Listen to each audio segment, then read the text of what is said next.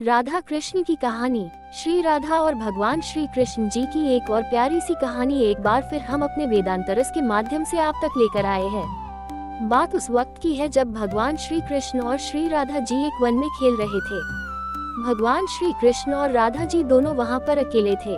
इस बीच श्री कृष्ण जी ने राधा जी को एक बरगद के पेड़ के पीछे ले जाकर उनकी आंखों को अपनी पीताम्बर से बांधकर उनको वहीं पर खड़े रहने को कहा और वहां से थोड़ी दूर पर एक कदम के वृक्ष के नीचे जाकर श्री राधा जी के लिए एक उपहार तैयार करने लगे।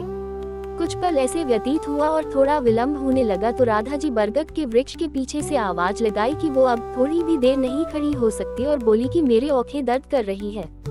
तो इस पर भगवान श्री कृष्ण थोड़ा सा मुस्कुराए और वही कदम के वृक्ष के नीचे से जवाब दिया कि राधे बस कुछ पल के लिए आप प्रतीक्षा कीजिए।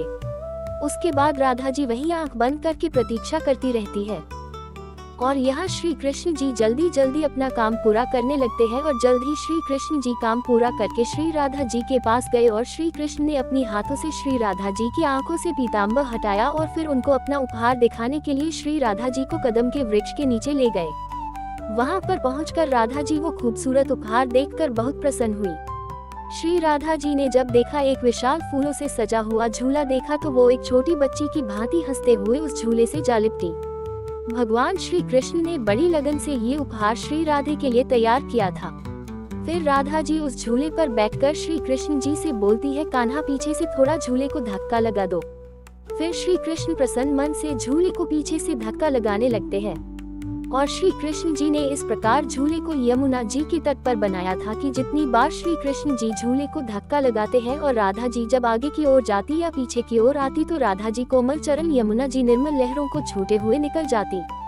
ऐसे ही कुछ वक्त चलता रहा। फिर अचानक से श्री राधा जी की नजर उस झूले में लगी एक श्वेत फूल पर जा पड़ी और उस पुष्प को देखते ही श्री राधा जी बहुत अधिक प्रसन्न होकर श्री कृष्ण जी से कहती है कि हे कान्हा, ये पुष्प तो हमारे व्रज में तो नहीं है, तो आप इस पुष्प को कहाँ से लेकर आए। इस बात भगवान श्री कृष्ण मुस्कुराते हुए बोले कि मैं ये त्रेतायुग से लाया था।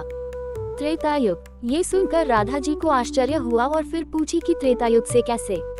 फिर श्री कृष्ण जी ने झूला रोककर और राधा जी के बगल में जाकर बैठ गए और फिर श्री कृष्ण प्रेम के आंसू अपने आंखों में लिए राधा जी को बताते हैं कि हाँ राधे, त्रेतायुग से लाया हूँ। जब मैंने पहली बार तुम्हें देखा था तो तुम पुष्प वाटिका में थी। पहली बार तुम्हें देखते ही राधे मुझे तुम्हें उसी पल एक अपने हाथों से बनाया हुआ पुष्प से निर्मित झूला देने को मन किया, परंतु उस समय मैं रामावतार में था और मर्यादा पुरुषोत्तम होने की वजह से अपनी वो प्यारी सी इच्छा पूरी न कर सका।